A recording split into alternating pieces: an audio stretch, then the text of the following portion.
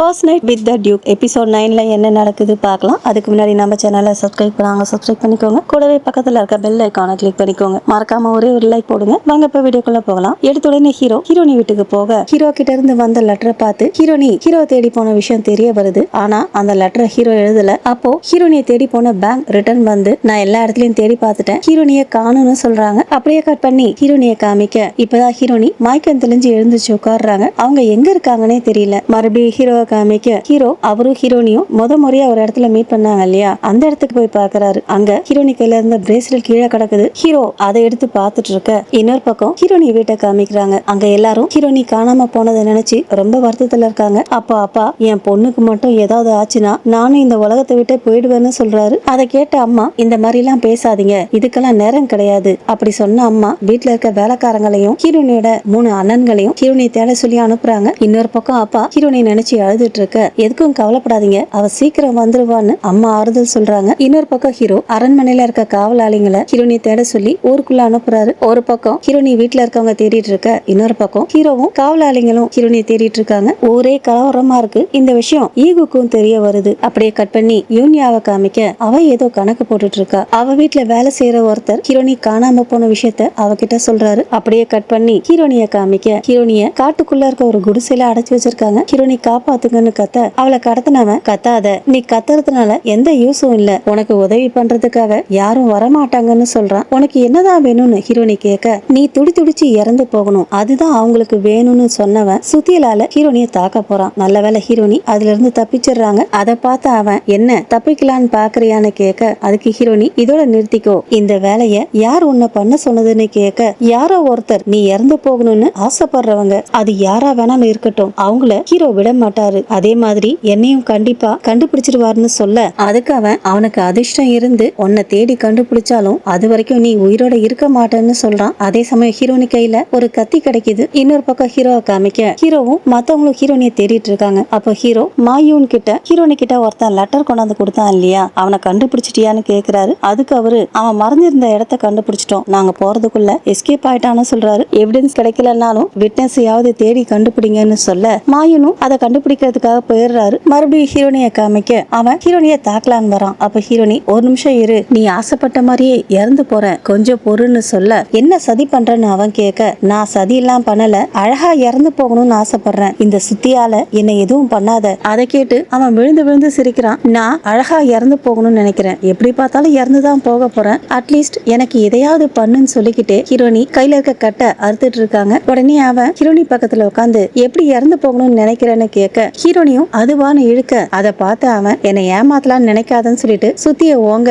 உடனே ஹீரோனி பக்கத்துல இருந்த கட்டைய அவன் மேலே தள்ளி விட்டுறாங்க. கீழே விழுந்த அவன் மறுபடியும் ஹீரோனியை தாக்க வரான். ஹீரோனி அதுக்குள்ள சுதாரிச்சு அவங்க கையில இருந்த கத்திய அவன் தொடையிலேயே இறக்கிடுறாங்க. வழியில அவன் துடிச்சிட்டு இருக்க அந்த கேப்ல அங்கிருந்து எஸ்கேப் ஆயிடுறாங்க. அவனும் காலை நொண்டிக்கிட்டே ஹீரோனியை ஃபாலோ பண்ணிக்கிட்டே வரான். இன்னொரு பக்கம் ஹீரோவை காமிக்க அப்ப ஜுங் வந்து என்னாச்சு, ஹீரோனி காணாம போயிட்டாங்களான்னு விசாரிக்கிறாரு. ஹீரோ அவருக்கு பதில் சொல்றதுக்குள்ள ஈகு வந்துடுறான். வந்தவன் ஹீரோ ரொம்ப பவர்ஃபுல்லு தான், அவர் ஃபியான்சி காணாம போனதுனால இந்த ஊரையே கலவரமாக்கிட்டாரு, அவங்க மேல உனக்கு எவ்வளவு அஃபெக்ஷன். அவர் பேசினதை கேட்ட ஹீரோக்கு செமையா கோவம் வருது. அவனை முறைக்க ஹீரோ முகத்தை பார்த்த ஈகு என்ன அடிக்கலான்னு தோணுதான்னு கேக்குறான். நான் அதை விட மோசமா பண்ணுவேன்னு ஹீரோ சொல்ல பூச்சிகளை நசுக்கிற மாதிரி மத்தவங்க உயிரை பறிக்கிறவன் தானே நீ, ஆனா உன் ஃபியான்சி மேல ரொம்ப அதிகமா பாசம் வச்சிருக்க போல இருக்கு. அவன் சொன்னதை கேட்டு கடுப்பான ஹீரோ கோவமா அவன் கிட்ட போக ஜுங் ஹீரோவை தடுத்துறாரு. அப்ப மாயுன் வந்து விட்னஸ கண்டுபிடிச்சதா சொல்ல ஹீரோ எங்க இருக்காங்கன்னு கேட்க மாயுன் விட்னஸ மீட் பண்றதுக்காக ஹீரோ கூட்டிட்டு போயிடுறாரு. அடுத்ததா மாயுனும் ஹீரோவும் அந்த விட்னஸ போய் பாக்குறாங்க.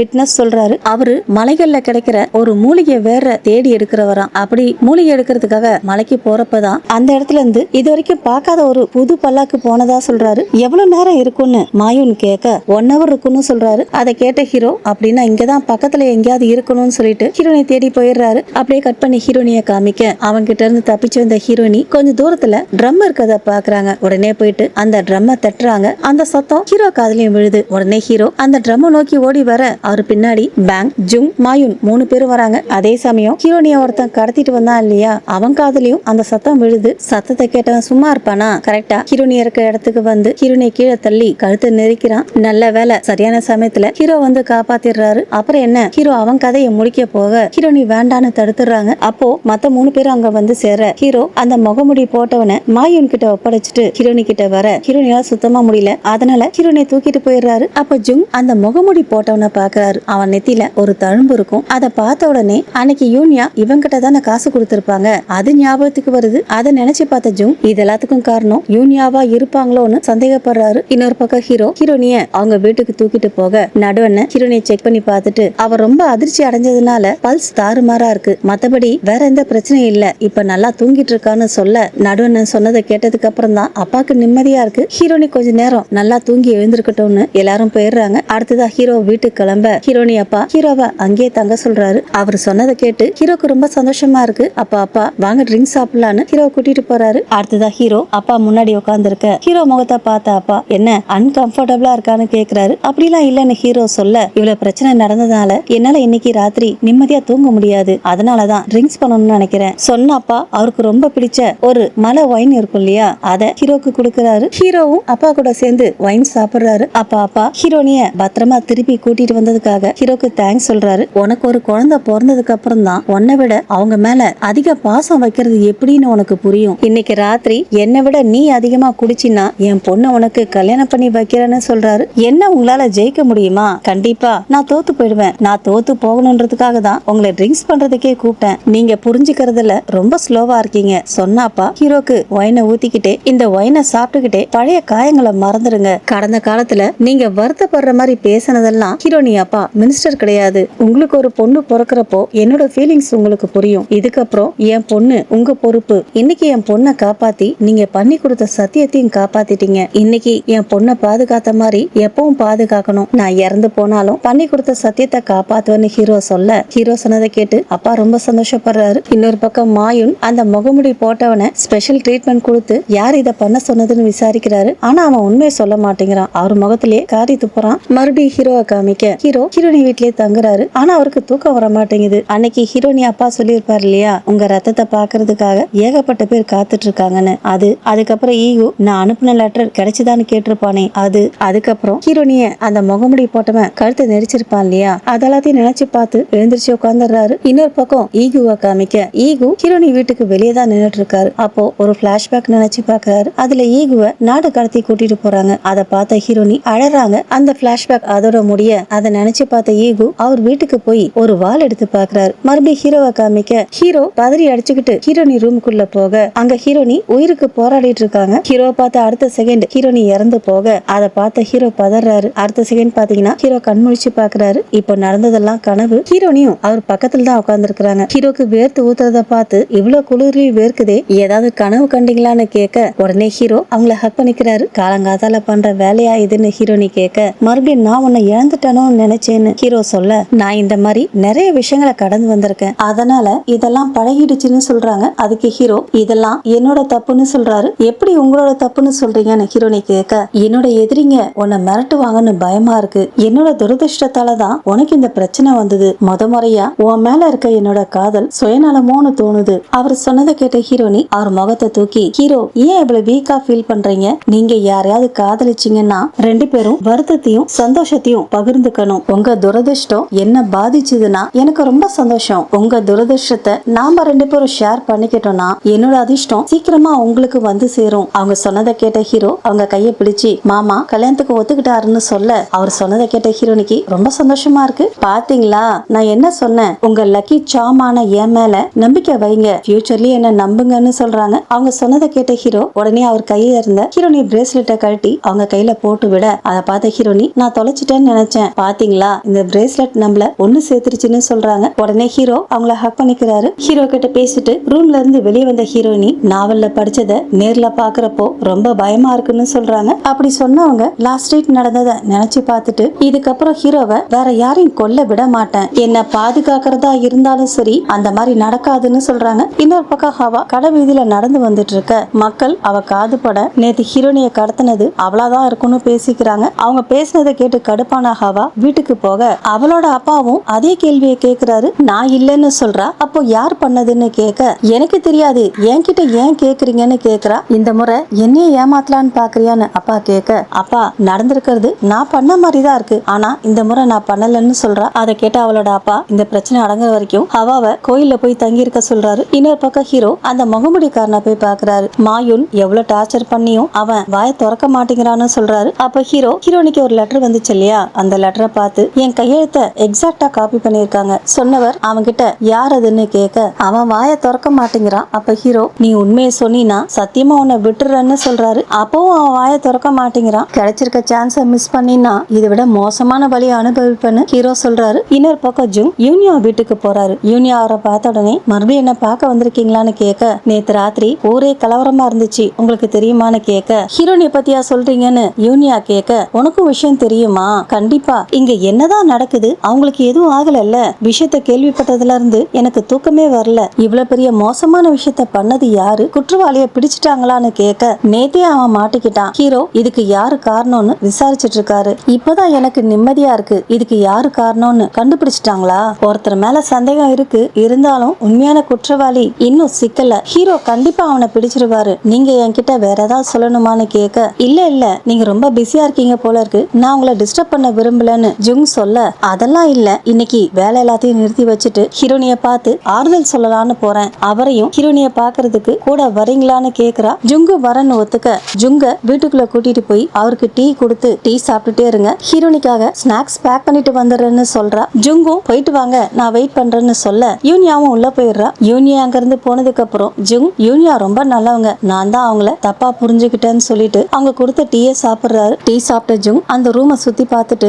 யூனியா இங்கதான் வேலை பார்ப்பாங்க போல இருக்கு, ரூமை ரொம்ப நீட்டா அழகா வச்சிருக்காங்கன்னு யூனியாவை பாராட்டிட்டே இருக்கும்போது ஒரு டேபிள் கடியில ஒரு பேப்பர் கிடக்கு. உடனே ஜுங் போய் அந்த பேப்பரை எடுத்து பாக்குறாரு. பார்த்த ஒரு முகம் மாறி போயிடுது. அடுத்ததா யூனியா ஸ்நாக்ஸ் பேக் பண்ணி எடுத்துக்கிட்டு வந்து வாங்க போகலான்னு கூப்பிட அங்க ஜுங்க காணும். இன்னொரு பக்கம் ஹீரோவை காமிக்க ஹீரோ அந்த லெட்டரை பார்த்துட்டு யாரோ ஒருத்தர் என் கையெழுத்த எக்ஸாக்டா காப்பி பண்ணிருக்காங்க, யாரா இருக்கும்னு மாயுன் கேட்க ஹீரோ அந்த பேப்பரை எரிச்சிட்டு இது ரொம்ப ஸ்பெஷலான பேப்பர், நிறைய பொருட்களை வச்சு இதை தயாரிச்சிருக்காங்கன்னு சொல்ல அதுக்கு மாயுன் ஒருவேளை இது அந்த சூழ்ச்சி கும்பலோட வேலையா இருக்குமோன்னு கேட்க ஹீரோ இல்லன்னு தலையாட்டுறாரு. இது அவங்க பிஹேவியர் மாதிரி தெரியல, வித்தியாசமா இருக்கு, இந்த பேப்பரை எங்க டிஸ்ட்ரிபியூட் பண்ணாங்கன்னு கண்டுபிடிக்க சொல்றாரு. இன்னொரு பக்கம் யூனியா ஹீரோனி வீட்டுக்கு போக ஹீரோனி வீட்டுல வேலை பாக்குறவங்க எல்லாம் ஹீரோனிக்கு என்ன ஆச்சுன்னு தெரியல, சீக்கிரமா குணமாகணும்னு பதட்டமா பேசிட்டு இருக்காங்க. அதை கேட்ட யூனியாக்கு ரொம்ப சந்தோஷமா இருக்கு. அப்படியே கட் பண்ணி ஹீரோனிய காமிக்க ஹீரோனிய வைத்தியர் செக் பண்ணிட்டு இருக்காரு. செக் பண்ணவர் ஹீரோனி ரொம்ப வீக்கா இருக்காங்க, பிளட் சர்க்குலேஷனும் ரொம்ப மோசமா இருக்கு, நல்லா ரெஸ்ட் எடுத்துட்டு குடுக்குற மருந்த மிஸ் பண்ணாம சாப்பிட சொல்றாரு. அம்மாவும் சரின்னு சொல்ல வைத்தியர் கிளம்பிடுறாரு. வைத்தியரை வழி அனுப்புறதுக்காக அம்மா வெளியே போயிட அவங்க போனதுக்கு அப்புறம் யூனிய உள்ள வரா. வந்தவ ஹீரோனிய பார்த்த உடனே எப்படி இருக்கீங்க, ஏதாவது காயம் போட்டுச்சா, உங்களுக்கு இந்த மாதிரி ஆயிடுச்சுன்னு கேள்விப்பட்ட உடனே எனக்கு நிம்மதியே இல்ல, தூங்கவே முடியலன்னு சொல்றா. ஹீரோனி அதுக்கு தேங்க்ஸ் சொல்ல அதுக்கு யூனியா இதுக்கப்புறம் உங்களை பாதுகாக்க என்னால முடிஞ்ச பெஸ்ட்டா பண்ணுவேன், உங்களுக்காக ஸ்பெஷலா டீ கொண்டு வந்திருக்கேன் சொன்னவ பேங்க் கிட்ட அவ கொண்டு வந்த பேக கொடுத்து அதுல இருக்க டீ தூள்ல டீ போட்டு எடுத்துட்டு வர சொல்றா. அடுத்ததா ஹீரோனி கையில இருக்க காயத்தை பார்த்துட்டு அவ கொண்டு வந்த ஆயில்மெண்ட்டை ஹீரோனி கையில போட்டு விடுறா. அப்படியே நைஸா அந்த குற்றவாளிக்கு என்ன ஆச்சுன்னு விசாரிக்கிறா. ஹீரோ அவனை பிடிச்சாரு, அதுக்கப்புறம் என்ன ஆச்சுன்னு தெரியலன்னு ஹீரோனி சொல்ல இதுக்கு பின்னாடி யாரோ ஒருத்தர் இருக்கிறாங்க, ஏற்கனவே இந்த நியூஸ் மார்க்கெட் முழுக்க பரவிடுச்சு, இந்த மாதிரி காரியத்தை ஒருத்தரால தான் பண்ண முடியும்னு மார்க்கெட்ல இருக்கவங்க எல்லாம் பேசிக்கிறாங்கன்னு சொல்ல நீ அவாவா பத்தியா சொல்றன்னு ஹீரோனி கேட்க ஆமான்னு தலையாட்டின யூனியா இந்த முறை அவளை தப்பிக்க விட்டுறாதீங்க, ராயல் இன்வெஸ்டிகேஷன் பியூரோல கம்ப்ளைண்ட் கொடுக்கலாமான்னு கேக்குறா. அதுக்கு ஹீரோனி சிரிச்சுக்கிட்டே எனக்கு தான் ஹீரோ இருக்காரு, அவரை விடவா பெரிய ஆளு இன்வெஸ்டிகேஷன் பியூரோல இருக்க போறாங்க, என்னை விட நீ ரொம்ப கோவமா இருக்க போல இருக்கு, ஏன்னா நீங்க எனக்கு ரொம்ப முக்கியம்னு சொல்றா. இன்னொரு பக்கம் ஹீரோ அந்த ஸ்பெஷல் பேப்பரை பத்தி விசாரிக்க சொல்லியிருந்தார் இல்லையா, அந்த பேப்பரை ஒரே ஒரு இடத்துல மட்டும்தான் மேனுஃபேக்சர் பண்றாங்களாம். இப்போ அந்த பேப்பரை மேனுஃபேக்சர் பண்ற இடத்துக்கு தான் போயிருக்காரு. அங்க இருந்த ஒரு பெரியவர்கிட்ட அந்த பேப்பரை பத்தி விசாரிக்க அதுக்கு அந்த பெரியவர் போன வருஷம் அந்த பேப்பரை மேனுஃபேக்சர் பண்ணி சைனாக்கு அனுப்பணும், அதுக்கப்புறம் அதை மேனுஃபேக்சரே பண்ணலன்னு சொல்றாரு. ஹீரோ அப்படியான்னு கேட்க என்ன திடீர்னு அந்த பேப்பரை பத்தி நிறைய பேர் விசாரிக்கிறீங்கன்னு அந்த பெரியவர் கேட்க வேற யார் விசாரிச்சாங்கன்னு ஹீரோ கேட்க ஹாங்யாங்ல இருக்க பெரிய வியாபாரி கிட்ட வேலை பாக்குறவங்க வந்ததா சொல்றாரு. அதுக்கு ஹீரோ யூனியா அப்பா கடை பேரை சொல்லி அவர் கடையில வேலை பாக்குறவங்களா வந்தாங்கன்னு கேக்குறாரு. இந்த பேப்பர் கம்பெனில வேலை பார்த்த ஒருத்தர் இப்போ யூனியா அப்பா கடையில வேலை பார்த்துட்டு இருக்காரா. அவர் ரூம்ல டன் கணக்குல அந்த பேப்பர்ஸ் இருந்துச்சா, அந்த பேப்பர் எல்லாத்தையும் யூனியா அப்பா தான் வாங்கினதா சொல்றாரு. அப்போ மாயூன் வந்து ஹீரோவை ராஜா உடனே அரண்மனைக்கு வர சொன்னதா சொல்றாரு. அப்படியே கட் பண்ணி ராஜாவை காமிக்க ராஜா ஈகு கிட்ட பேசிட்டு இருக்காரு. அப்ப ராஜா என்னை இன்னும் சீனா அக்னாலஜ் பண்ணவே இல்லை, அதுக்கு என்ன காரணமா இருக்கும்னு கேக்குறாரு. எனக்கு அதை எப்படி சொல்றதுன்னே தெரியலன்னு சொல்லிட்டு ஈகு நிறுத்த பரவாயில்ல சொல்லுன்னு ராஜா சொல்ல இந்த உலகத்துல எல்லாமே ட்ரேடு தான், எம்பரருக்கு நம்ம நாட்டு மேல இன்ட்ரெஸ்டே இல்ல. இன்ட்ரெஸ்ட் இல்லாத ஒருத்தர்கிட்ட நம்மளால எதையும் வாங்க முடியாது. அவர் ஆர்வத்தை தூண்டுற மாதிரி நாம ஒரு தூண்டில் போடணும். உங்களுக்கு பிடிக்கலன்னா அப்படி சொல்லிட்டு ஈகு நிறுத்த, அதுக்கு ராஜா பரவாயில்ல, இதுக்கு முன்னாடி யாரும் இந்த மாதிரி ஐடியா சொன்னதே இல்ல. முதல்ல மக்கள் ஆதரவை பெறதான் முக்கியம்னு சொன்ன ராஜா அன்னைக்கு ஹீரோ தானே இத சொல்லியிருப்பாரு. அதை நினைச்சு பார்த்துட்டு அவங்க ரொம்ப தெளிவான விஷயத்த மட்டும்தான் சொல்லுவாங்கன்னு சொல்றாரு. அதுக்கு ஈகு, மக்களோட சப்போர்ட் உறுதியானது கிடையாது, ஈஸியா மாறிடும். நாம முக்கியமான பாதையில போனோம்னா எல்லாரும் அதுலயே வந்துருவாங்கன்னு சொல்றாரு. அவர் சொன்ன ஐடியா ராஜாக்கு ரொம்ப பிடிச்சு போயிடுது. உடனே ஈகு கிட்ட, கொஞ்ச நேரத்துக்கு முன்னாடி தூண்டில பத்தி சொன்னியே, அது என்னன்னு கேக்குறாரு. எனக்கு அனுமதி கொடுத்தீங்கன்னா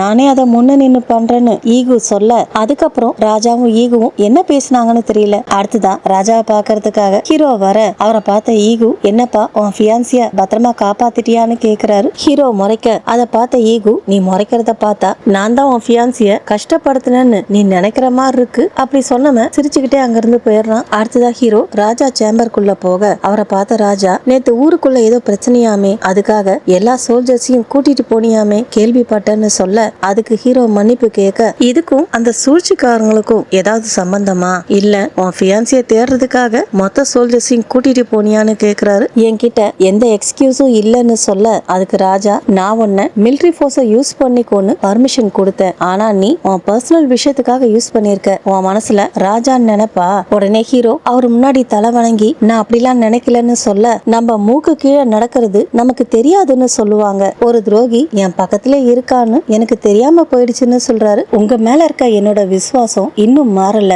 தயவு செஞ்சு நான் சொல்றதை கேளுங்க. அதுக்கப்புறம் நீங்க கொடுக்கற எந்த தண்டனையா இருந்தாலும் நான் ஏத்துக்கிறேன்னு சொல்றாரு. நான் கொடுக்கற எந்த தண்டனையா இருந்தாலும் நீ ஏத்துப்பியான்னு ராஜா கேட்க, அவர் சொன்னதை கேட்ட உடனே ஹீரோ, அவர் அம்மா இறந்தப்போ ராஜா அவருக்காக வாழை சுழட்ட முடியுமான்னு கேட்டிருப்பார் இல்லையா, அதை நினைச்சு பாக்குறாரு. அப்ப ராஜா அவர் முன்னாடி ஒரு ஸ்கிராலை தூக்கி போட்டு, என் மேல உனக்கு இருக்க விசுவாசம் மாறலன்னு சொன்னல, இந்த லிஸ்ட்ல இருக்கவங்களை அழிச்சு உன் விசுவாசத்தை நிறுவி, அதுவும் நாளைக்கு காலையிலக்குள்ள அந்த வேலையை முடிக்க சொல்றாரு. ஹீரோக்கு விருப்பம் இல்ல, இருந்தாலும் அந்த வேலையை முடிக்கிறதுக்காக மாயூனை கூட்டிட்டு போறாரு. இன்னொரு பக்கம் ஹீரோனியா ஒருத்தன் கடத்தினா இல்லையா, அவனை அடைச்சி வச்சிருந்த செல்லோட கதவை யாரோ திறந்து விடுறாங்க. அவனும் அங்கிருந்து எஸ்கேப் ஆயிடுறான். அடுத்துதான் காட்டுக்குள்ள இருக்க அவன் குடிசைக்கு போக, அங்க யூனியவரா அவகிட்ட, நான் ஒரு வார்த்தை கூட சொல்லல, கவலைப்படாதீங்க, அடுத்த முறை கரெக்டா பண்றேன்னு சொல்றான். அதுக்கு யூனியா, நீங்க இப்போ ரொம்ப மோசமான நிலைமையில இருக்கீங்க, இந்த பணத்தை வச்சு ட்ரீட்மெண்ட் எடுத்துக்கோங்கன்னு சொல்லி கொஞ்சம் பணம் கொடுக்குறா. ஆனா அவரு அந்த பணத்தை வாங்க மாட்டேன்னு சொல்லிடுறாரு. ஆனா யூனியாவும் விடுறதா இல்ல. அவர் கையில வலுக்கட்டாயமா பணத்தை கொடுத்து,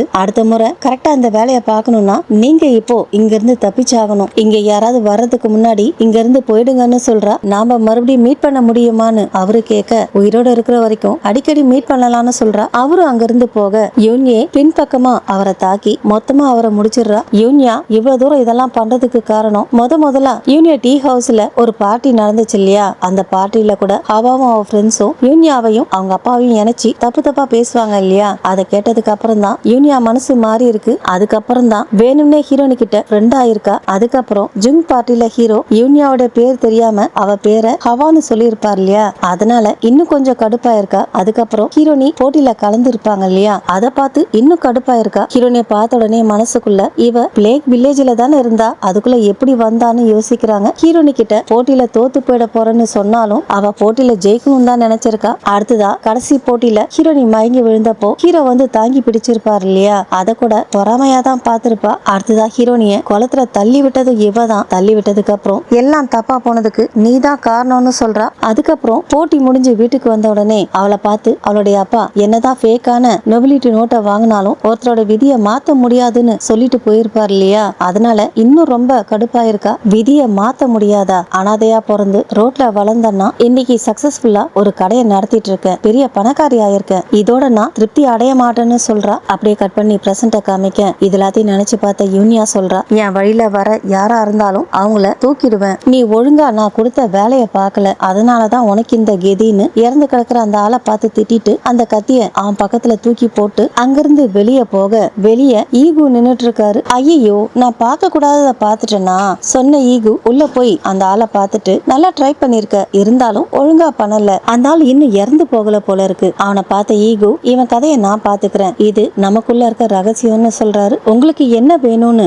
யூனியை கேட்க, நம்ம ரெண்டு பேருக்கு ஒரே குறிக்கோள் தான், நீ இந்த உலகத்தை மாத்தணும் தானே நினைக்கிற, நீங்க என்ன உளறீங்க, ஏன் முன்னாடி நடிக்காத, என்ன நீ சீக்கிரமா புரிஞ்சுக்கிட்டா நல்லது. நாம நேரத்தை வீணாக்க வேண்டாம் சொன்ன அவரு அவ போட்ட கத்திய அவகிட்டே கொடுத்துட்டு என் கூட சேர்ந்து வேலை பாக்குறியான்னு கேக்குறாரு. மறுநாள் ஹீரோனி கல்யாணத்துக்காக புது ட்ரெஸ் தைக்கிறாங்க. ஒரு பக்கம் அம்மா ஹீரோனிக்காக எம்ப்ராய்டரி ஒர்க் பண்றாங்க. அதை பார்த்த ஹீரோனி, அம்மா இத்தனை நாளா உங்க திறமைய ஏன் மறைச்சி வச்சிருந்தீங்கன்னு கேக்குறா. என் திறமைய காமிக்கிறதுக்கு சந்தர்ப்பமே அமையல. உன் பாட்டி கூட இந்த மாதிரி தான் எம்ப்ராய்டரி ஒர்க் பண்ணுவாங்கன்னு சொல்றாங்க. அவங்களும் நீங்க கல்யாணத்துக்கு அப்புறம் சந்தோஷமா வாழணும்னு நினைச்சிருப்பாங்கல்ல, நீங்களும் கல்யாணத்துக்கு அப்புறம் ரொம்ப சந்தோஷமா இருந்தீங்களான்னு கேக்குறாங்க. கல்யாணம் ஆனாலே சந்தோஷம் வந்துடாது. கல்யாணம்னா என்ன அர்த்தம் தெரியுமா? அப்பப்போ வர கஷ்டத்தை கடந்து போய் உன் புருஷனுக்கும் உன் பிள்ளைங்களுக்கும் நல்ல எதிர்காலத்தை அமைச்சு கொடுக்கணும். அதை தொடர்ந்து தான் சந்தோஷமா வரும். எதையுமே முன்கூட்டியே தீர்மானம் பண்ண முடியாது. அப்படின்னா ஹீரோ கூட சேர்ந்து முயற்சி பண்ணணும். நான் அவரை சந்தோஷமா வச்சுக்கணும்னு நினைக்கிறேன். அதுக்கு என்ன பண்ணணும்னு கேக்குறாங்க. நீ ரொம்ப உறுதியா இருக்க,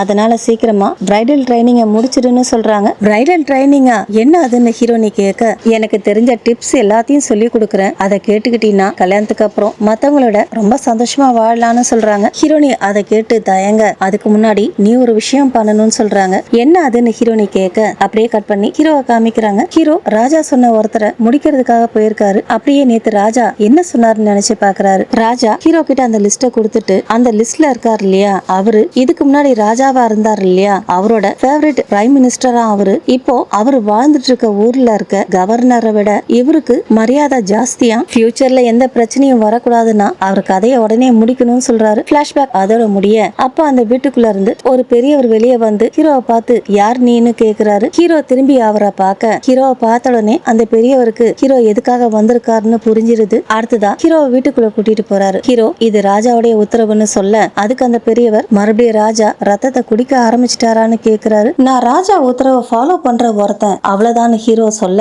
அதுக்கு அந்த பெரியவர் நான் ராஜா உத்தரவை ஏத்துக்கிறேன், ஆனா எனக்கு கொஞ்சம் டைம் கொடுன்னு கேக்குறாரு. என்னால அது முடியாதுன்னு உங்களுக்கு தெரியாதான்னு ஹீரோ கேட்க, அதுக்கு அந்த பெரியவர் நாளைக்கு என் சின்ன பொண்ணோட கல்யாணம், அவ கல்யாணத்துக்கு முன்னாடி நான் இறந்து போக கூடாது, தயவு செஞ்சு கொஞ்சம் டைம் கொடுன்னு கேக்குறாரு. ஆனா ஹீரோ அவருக்கு டைம் கொடுக்கல. அப்படியே கட் பண்ணி ஹீரோனிய காமிக்க, கொற்ற மழையில ஹீரோனி கோயிலுக்கு போறாங்க. அம்மா கல்யாணத்துக்கு முன்னாடி ஒரு விஷயம் பண்ணணும்னு சொன்னாங்க இல்லையா, அது இந்த விஷயம் தான். கல்யாணத்துக்கு முன்னாடி கல்யாண பொண்ணு கோயிலுக்கு போயிட்டு தன்னோட ஹஸ்பண்டுக்காக கடவுள்கிட்ட மனசார வேண்டிக்கணுமா. பிளாஷ்பேக் அதோட முடிய அப்ப பேங்க், அம்மா நீங்க போய் சாமி கும்பிடுங்க, நீங்க சாமி கும்பிட்டு முடிக்கிறதுக்குள்ள அம்மா சொன்ன ஒரு வேலைய முடிச்சிட்டு வந்துடுறேன்னு சொல்லிட்டு போறா. அடுத்ததா ஹீரோனி கோயிலுக்குள்ள போக, அங்க ஈகு மழையில நினைஞ்சுகிட்டே நின்னுட்டு இருக்காரு. அத பார்த்த ஹீரோனி அவர்கிட்ட போயிட்டு, இங்க என்ன பண்ற, மழையில நினைஞ்சா கோல்டு பிடிச்சுக்கும் வான்னு அவரை கூட்டிட்டு போய் ஒரு இடத்துல உட்கார வைக்கிறாங்க. அங்க போனதுக்கு அப்புறம் ஈகு விடாம இரும்ப, பாத்தியா அதுக்குள்ள கோல்டு பிடிச்சுக்கிச்சு, எதுக்காக இப்படி மழையில நினைஞ்சேன்னு கேட்க, மழையில் நினைறப்போ பழைய காயம்லாம் மறையிற மாதிரி தோணுச்சுன்னு சொல்றாரு. காயமான ஹீரோனி கேட்க, நான் ஊரை விட்டு போறப்போ என் பேரண்ட்ஸுக்கு இந்த கோயில்ல தான் இறுதி சடங்கு பண்ணாங்க. 10 வருஷம் கழிச்சு இப்பதான் நான் அதை பண்றேன், எனக்கு தெரியாது, சாரி. பரவாயில்ல, உன்னால தனிமையை நான் கொஞ்சமா உணர்றேன். இங்க இருக்கிறப்போ அந்த நாள் மறுபடியும் ஞாபகத்துக்கு வருதுன்னு சொல்றாரு. அந்த நாளான்னு ஹீரோனி கேட்க, ஹீரோனி சின்ன வயசுல புக் எடுக்க போறப்போ கீழே விழுந்துருவாங்க இல்லையா, அந்த கதைய சொல்றாரு. அப்போ உனக்கு எங்க அடிபட்டுச்சுன்னு கேட்க, அதுக்கு ஹீரோனி தலையிலயா இல்ல கால்லையான்னு கேட்க, அதை கேட்ட ஈகு நீ உண்மையாவே ஹீரோனி தானான்னு கேட்க, ஹீரோனிக்கு என்ன பதில் சொல்றதுன்னே தெரியல. அது நடந்து ரொம்ப நாள் ஆச்சுன்னு சொல்றாங்க. அதை கேட்ட ஈகு விழுந்து விழுந்து சிரிக்கிறான். உன் முகத்தை பார்த்தாலே தெரியுது நீதான் ஹீரோனி, நான் சும்மா ஜோக் அடிச்சேன்னு சொல்றான். அவன் அப்படி சொன்னதுக்கு அப்புறம் தான் ஹீரோனிக்கு நிம்மதியா இருக்கு. அப்ப ஈகு ஹீரோனி மடியில படுக்க, என்ன பண்றேன்னு கேக்குறா. கொஞ்ச நேரம் தூங்குறேன், 3 நாளா தூங்க முடியல, மழை நிக்கிற வரைக்கும் சொல்லிட்டு தூங்கிடுறான். அப்ப ஹீரோனி மனசுக்குள்ளவே, நான் நினைச்சதை விட இவனும் ஹீரோனியும், அதாவது ஹீரோனி இருக்காங்க இல்லையா அந்த கேரக்டரும் ரொம்ப க்ளோஸ்ன்னு நினைக்கிறாங்க. அப்படியே ஹீரோனியும் தூங்கிட்டு இருக்காங்க.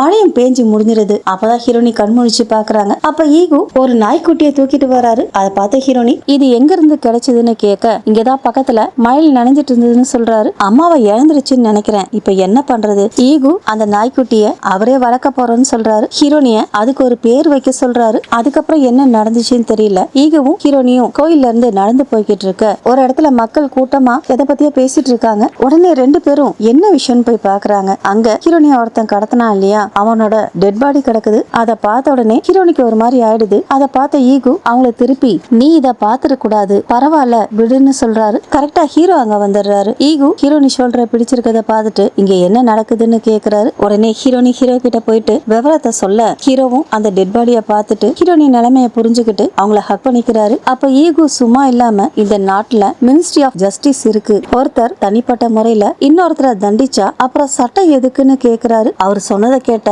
அங்க இருக்க மக்கள் எல்லாம் முணுமுணுக்குறாங்க. அப்ப ஈகு ஹீரோ கிட்ட ஹீரோனி ரொம்ப ஷாக்ல இருக்காங்க, அவளுக்கு ஆறுதல் கொடுன்னு சொல்லிட்டு போயிடுறாரு. அடுத்ததா ஹீரோனை கூட்டிட்டு வந்து வீட்டுல விட நான் இப்ப நல்லா இருக்கேன் தேங்க்ஸ்ன்னு சொல்றாங்க. ஹீரோ அவங்க ஷோல்டரை தட்டி கொடுத்துட்டு கிளம்ப அவரு தட்டி கொடுக்கறப்போ அவர் கையில இருந்த ரத்தத்தை பாத்துறாங்க. உடனே ஹீரோ கிட்ட கொஞ்ச நேரத்துக்கு முன்னாடி ஈகு சொன்னாரே அதெல்லாம் உண்மையானு கேக்குறாங்க. அதுக்கு ஹீரோ என் மேல அவனுக்கு வெறுப்பு இருக்கு, என்ன நடந்தாலும் அவன் கிட்ட நெருங்காதன்னு சொல்றாரு. என்ன வெறுப்பு? இதுக்கப்புறம் உங்களுக்கு எந்த குறையும் வரக்கூடாதுன்னு நான் நினைக்கிறேன்னு சொல்ல ஹீரோ என்ன சொல்றேன்னு கேக்குறாரு. இதுக்கப்புறம் நீங்க யாரையும் எதுவும் பண்ணக்கூடாதுன்னு சொல்றாங்க. அப்படின்னா ஈகு சொன்னதை நீ நம்புறியா? நான் தப்பா சொல்லியிருந்தா சரி பண்ணுங்க, அப்படின்னா நீ என்ன நம்பலையான்னு ஹீரோ கேட்க அதோட தான் இந்த எபிசோடு முடியுது. ஓகே ஃப்ரெண்ட்ஸ், இந்த வீடியோ உங்களுக்கு பிடிச்சிருந்தா நம்ம சேனலை லைக் பண்ணுங்க, ஷேர் பண்ணுங்க. தேங்க்ஸ் ஃபார் வாட்சிங்.